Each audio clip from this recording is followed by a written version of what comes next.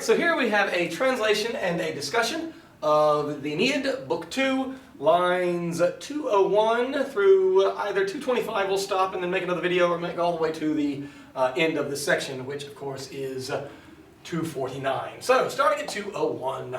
Laocoon, having been led, but more so like having been selected, as priest, that's what the Sacredius is in the nominative, just merely renaming Laocoon, for Neptune, so he's a priest for Neptune by lot.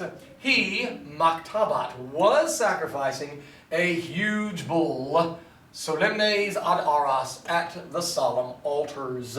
And so this is somewhat of a foreshadowing, because he is making a sacrifice, but soon we will see he will become the sacrifice, and even then later, he will be compared himself in a simile to a bull. Ecce autem, behold, look, however, Gemini, Angways, twin snakes, twin dragons, from Tenedos, remember that is the island to which off of the coast of Asia Minor near Troy they have gone, the Greeks, to hide, having been trying to fool the Trojans that they have gone back home. Tranquilla per alta, through the tranquil deep. And so the word tranquilla highlighting the fact that everything seemed calm, and all of a sudden these monsters rise out, and thus he says it, I, bringing it back, recalling it, telling the story, I horresco, I shudder. Snakes with huge coils, huge orbs, they recline upon, and then on the ocean, is where you get the English word pelagic, and equally they stretch to the shores. We continue on in the next slide. There it is. So, there we go.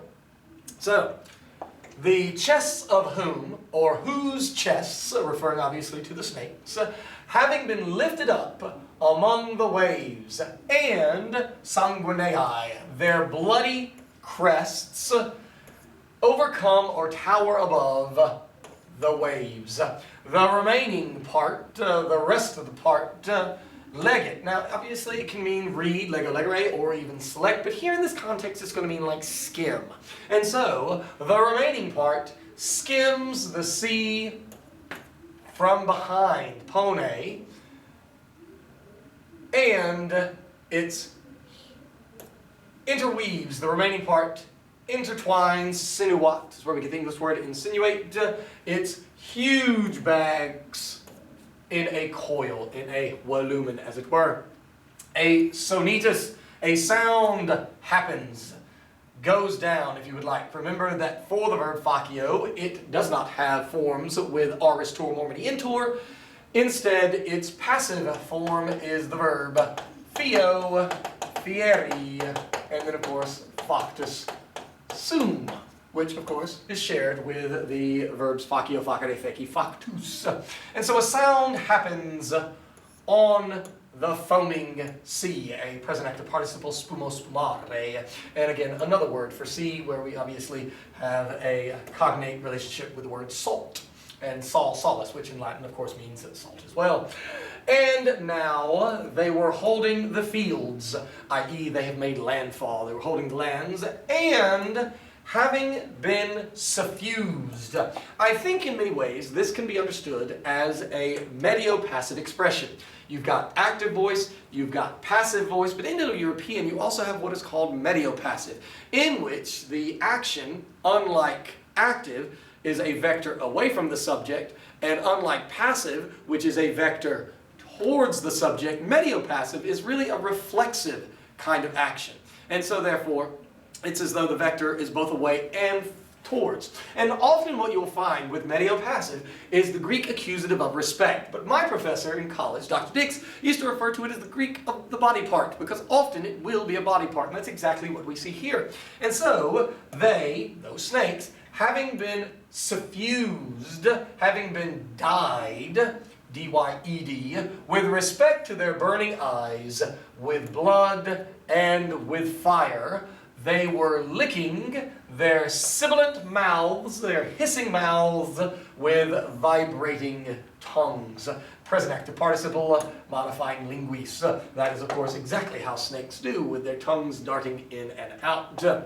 Nevertheless, we, the bloodless ones, because you're filled with so much fear, scatter or flee at the sight. Remember that very often what you'll find in Latin is that you can take the fourth principal part of a verb, which of course in this case, video videre, vidi visus, and you can turn it into a noun.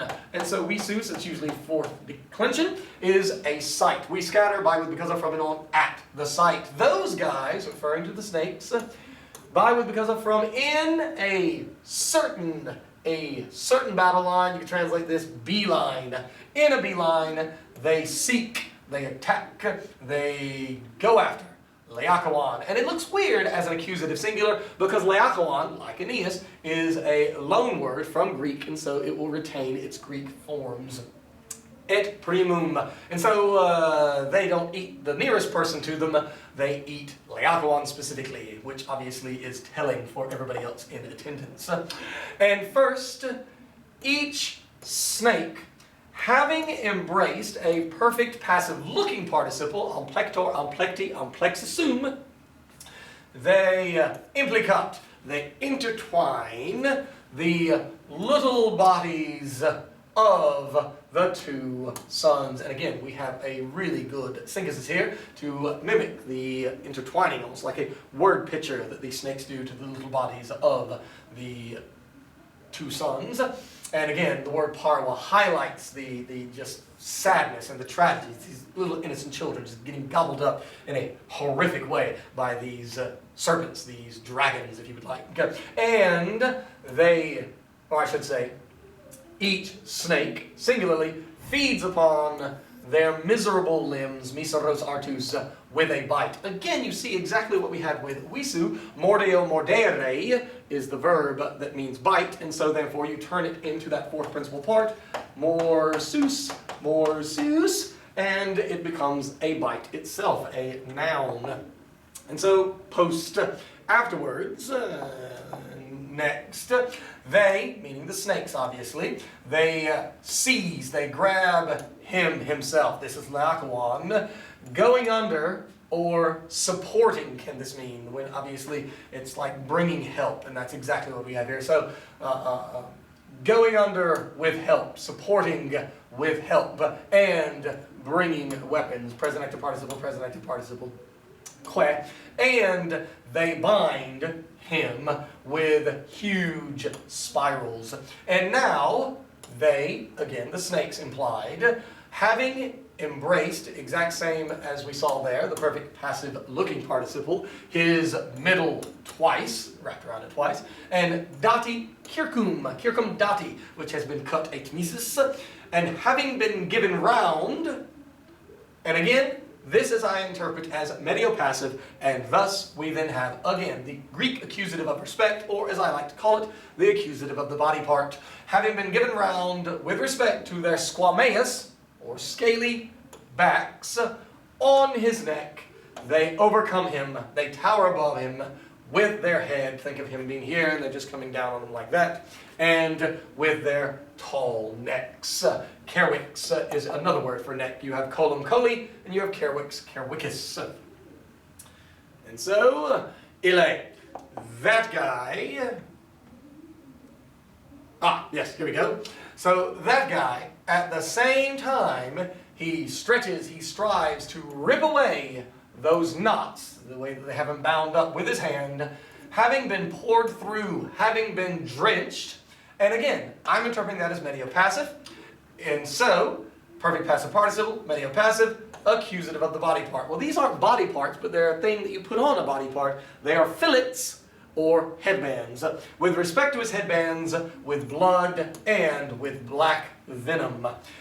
Then he raises shouts, horrendous shouts at the same time to the stars, and then we have that simile that I had mentioned earlier, that he's going to be compared to exactly the thing that he was sacrificing previously, a bull. And so it says, what sort of mooings, or just like the mooings, the bellowings, when at a specific time, fugit is indicative. Remember that cum, when it is not acting as the preposition with, because that's not ablative, can mean when, since, although.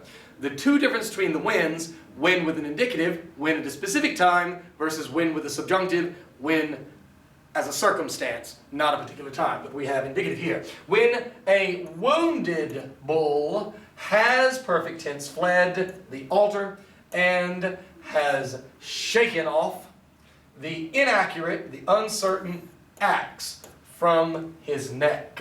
And so he's being compared to, obviously, the process of trying to sacrifice the bull. It is tough to do so because they're big, large, tough animals. And so in that way, you have the comparison then almost complete. And so we're going to actually go a little bit farther to, we'll stop at, I think, 227. But the twin dragons, they escape, they flee to the highest shrines with a slithering, in a slithering. And so again we see that we have taken the fourth principal part, or this time a third principal part of the deponent verb, labor labi, lapsusum, and so that verb, lapsus, that verb means to slither, to slide, to glide, and so that would be the act of sliding, the act of slithering. And so the twin snakes, dragons, they flee to the highest shrines with a slithering, and they seek the citadel of savage Tritonus. This is another word for Minerva, Greek equivalency of Athena. And remember, that is significant because, as Sinon told his lies, that the Greeks had built this huge horse in order to curry favor with Minerva and make her to where she's not angry at them anymore. And so it is significant that it is her temple that they immediately after eating Laocoon go to. Nevertheless, we continue on. And they are covered, tego, tegere, texi, tectus, under the feet of the goddess and under the orb of her shield. And so, as the Trojans are standing there seeing it, Laocoon badmouths the horse. He, of course, throws an arrow or a spear at the horse, injuring the horse. The sea snakes immediately show up. They don't eat anybody else, only Laocoon and his sons, and then make a beeline to the goddess that supposedly the horse was for. And so, as you can imagine, the Trojans are calculating all of this in their head and immediately saying, I don't want to be eaten by sea snakes. I don't want to make, obviously, Minerva mad. Let's bring that horse into the city. So, keep studying and good luck.